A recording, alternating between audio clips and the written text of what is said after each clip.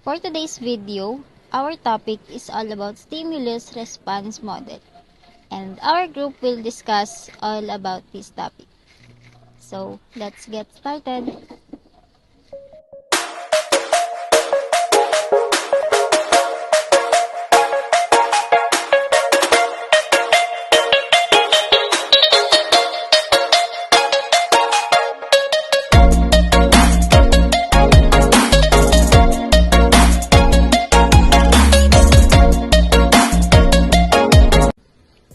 So, first of all, the stimulus response model has three main components: stimulus, processing, and response. As you can see in the picture, in the center, the buyer, the potential tourist, receives stimuli from external environment. From this, he or she absorbs information and forms an image of the products, e.g. destinations available. Some of this is the result of marketing communications from organizations, though much is formed from conversations with friends or from the media through news report, travel features, or films. This information is processed by the buyer in manners affected by social, personal, and psychological factors, from which a decision is made. The response in the right-hand box is a particular set of choices made by buyers, including which type of product, what brand, what price, at what time, and through what distribution outlet. So, I just want to share with you guys some videos of stimulus response model. Dito po sa next video na to, maipapakita po or maipapaliwanag po ng maayos kung ano nga po ba talaga ang stimulus response model. At ipapakita din po sa next video ang mga examples po nito.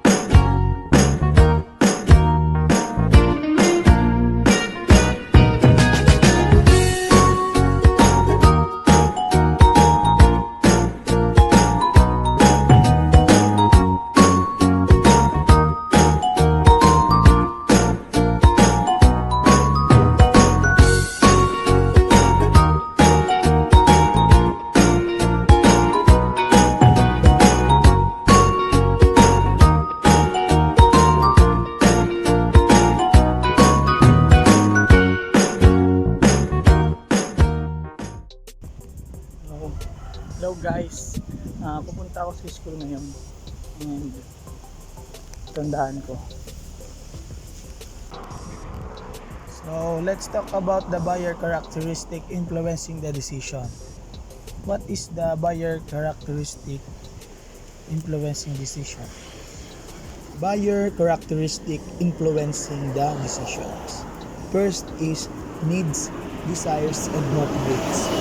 Psychology holds that continuous blending of feeling of needs, wants, and goals generates uncomfortable tension with individuals' minds and bodies. Such tensions build up unless needs are satisfied. Therefore, state of tension are motivators that trigger action to release tension states. And according to the UK Chartered Institute of Marketing is the process of satisfying customers' needs. And also, according to Herzberg, 1959, code hygiene factors or dissatisfies needs which cause dissatisfaction of not met, and motivators which are actively wanted for their basic satisfactions. And example is in choosing a holiday, people will expect to have clean, comfortable premises and efficient service. If they do not get this, they will complain and go elsewhere next time. According to Malos 1970, well-known heresy of needs states that there are basic human psychological needs such as food, drink, shelter, and safety.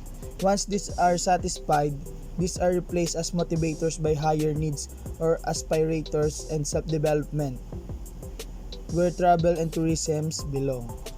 And the example of this is adventure tourism, health spas, cultural tourism or activity holidays, and learning new skills. And Guys, nasa Sampaloc Lake tayo ngayon. And look at the view. And isa ako mayayain vlogger ngayon. And we're gonna talk about buyer's characteristics influencing the decision. So, isa sa mga nakaka-apekto sa pag-decide ng mga buyers and consumers sa pagbili nila ng produkto is yung kanilang personality. Kasi we all know na may iba't iba tayong personalidad, may iba tayong inaayawan at kagustuhan, and isa dapat ito sa mga kino-consider ng mga business owners or nung mga nasa industry natin.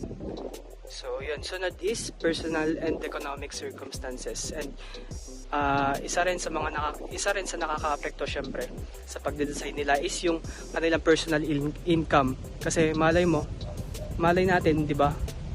Wala silang extra income or wala silang naitatabing pera para pang leisure nila, 'di ba? Pangbili ng produkto na binebenta natin, and sapat lamang yung kinikita nila para sa mga bayarin nila sa buhay nila. Yun. Sunod is social and cultural influences. So yun, malaki ring epekto yung social and cultural influences sa pagde-decide ng mga buyers and consumers, kasi malaking epekto syempre yung mga nasa paligid nila, 'di ba? Kung anong uso, 'di ba? So ayun lang.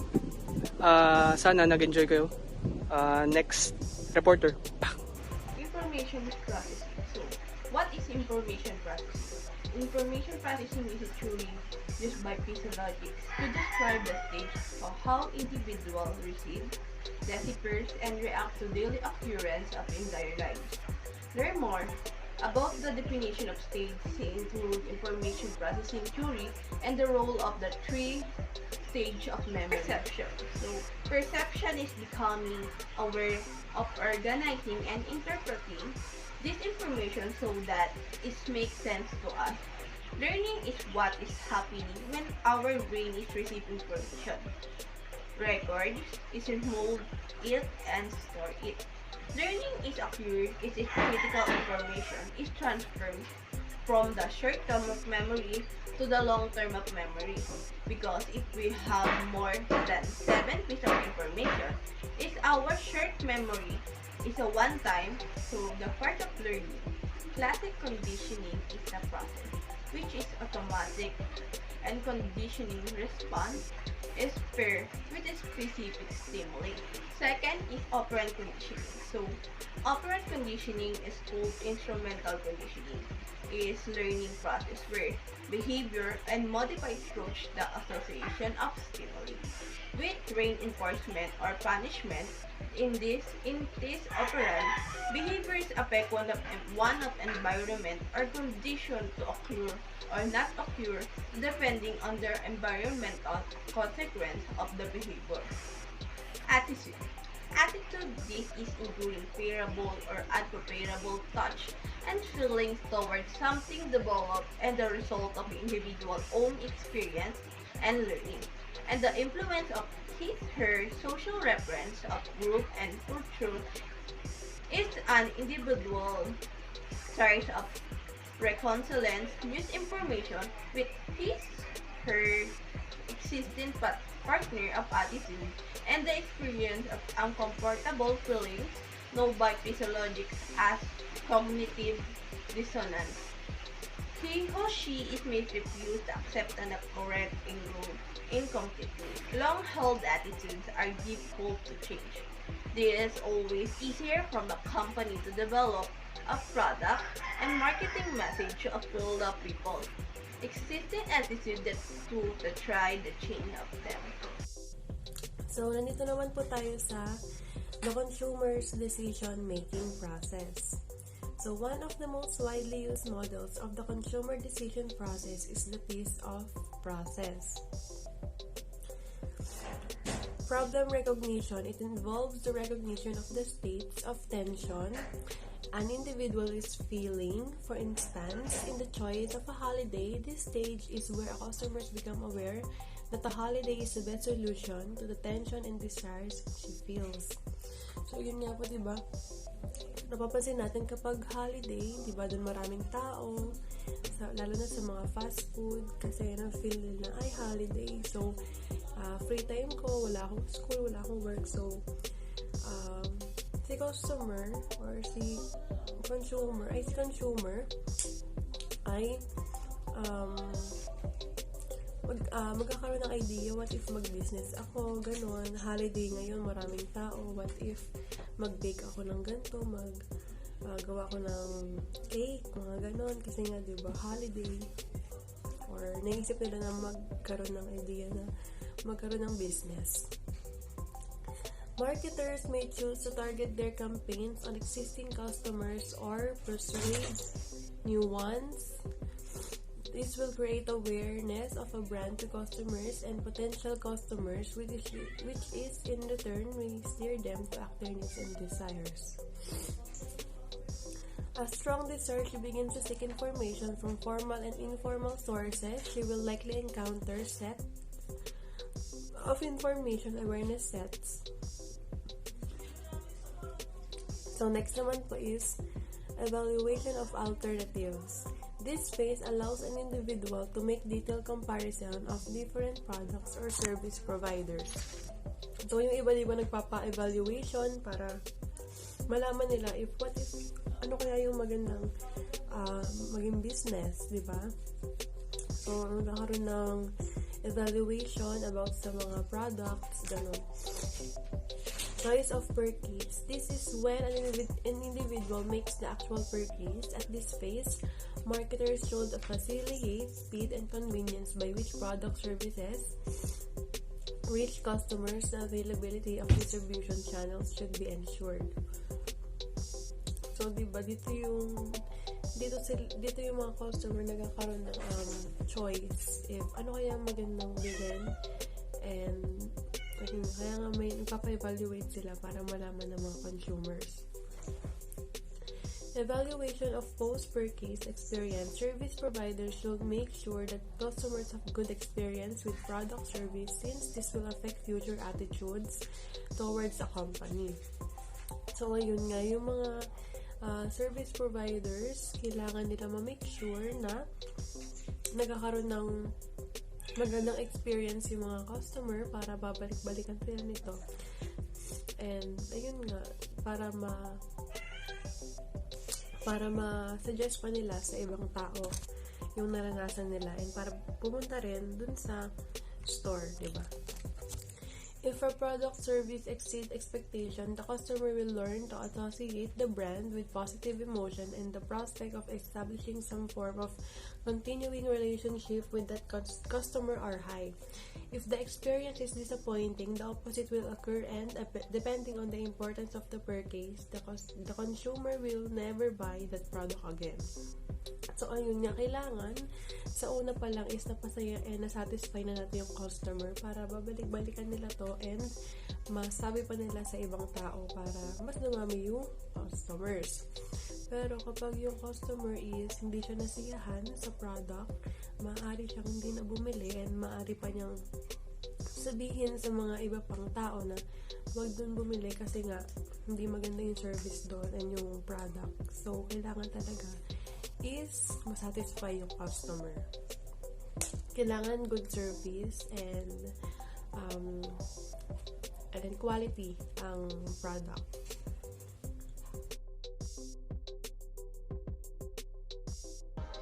Buyer response. The range of process that an individual goes through in his or her choice of a product is complex and hard to measure.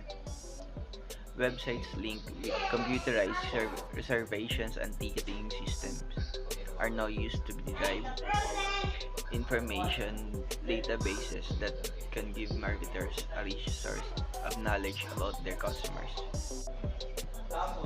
1. Types and class of products purchased. There are four there are four types of product purchase.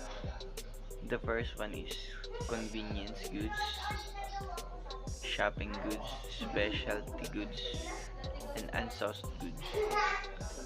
Let's define first the first type and product purchased. Convenience goods are products that consumers buy repeatedly without much thought.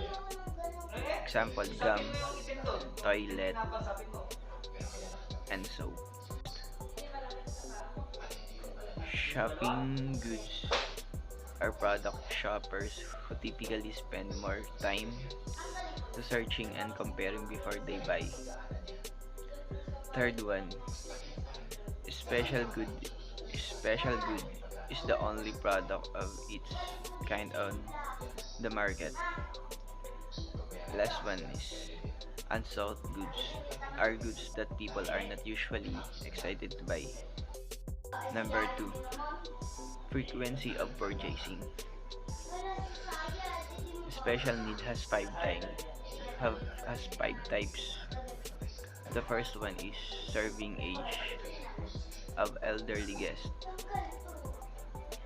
As for any special assistance or requirements, treat guests on the basis of their pace. Deal with the guest in a clear, slow, and calm voice. Second, serving infant or young children. Always treat all infant or youngest guests as VIP guests. Deal with young guests with a playful mind and special care. Be friendly and familiarize with the child. Serving this disabled guest. Offer your help before the guest is being asked for help. Treat them with special care and attention and deal with a soft and clear tone. Adjust yourself according to their pace. Third, serving non-native or foreign language speaking guests. Always approach non-native guests with a clear and quiet note. Try to communicate with the non-native guest by using a common language for both of you.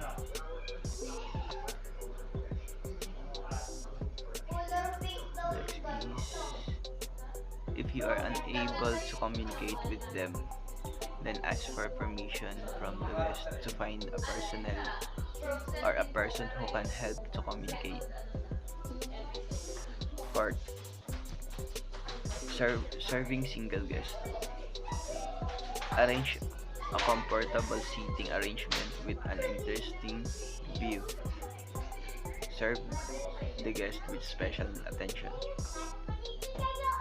And last is serving guests with health issues. Identify whether the guest is allergic to any food or not. Determine from guests regarding any special dietary needs. Before serving the guest, confirm whether the guest has any serious health problem or not. 4. Dates of booking. Dates of booking means the date on which a venue booking is made. Source of booking is travel agent, companies, corporation houses, and airlines, embassies, government, and personal approach. Number 6. Response to a promotional campaign or special offer is a type of marketing designed to elicit instant response by encouraging prospects to take a specific action. Direct response advertisement must trigger immediate action from prospect, since the goal is to regenerate leads quickly. Number 7. Full address and postcode as well as email address. Number 8. Family or group size. And 9. Age. Number 10. Birthday and other special occasions. Means is, if you want to celebrate a birthday in serious style, booking a hotel stay can be perfect way to mark the occasion. Today's top hotels pull out all the tops when it comes to commemorating guest birthday with everything from lavish amenities to costume experience. In short, hotels have endless options for recognizing birthday in memorable ways. From decorating the room with balloons and treats to coordinating a private dinner or spa treatment, hotels aim to make guests feel celebrate on their special day. 11. Methods of payments. Cash payment, direct deposit, pay cards, and mobile wallet. Hi guys, good morning.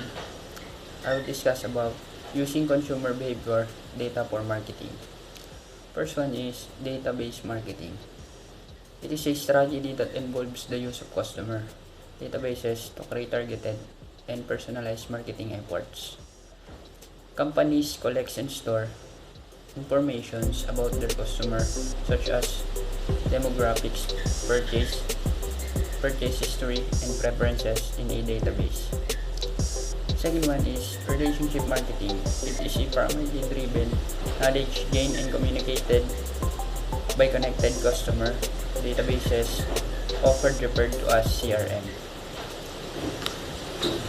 The aim of CRM should be create a long-term relationship with the customer based on high quality of service. It means obtaining loyalty to customer service and care by building relationship centered on the customer rather than a product.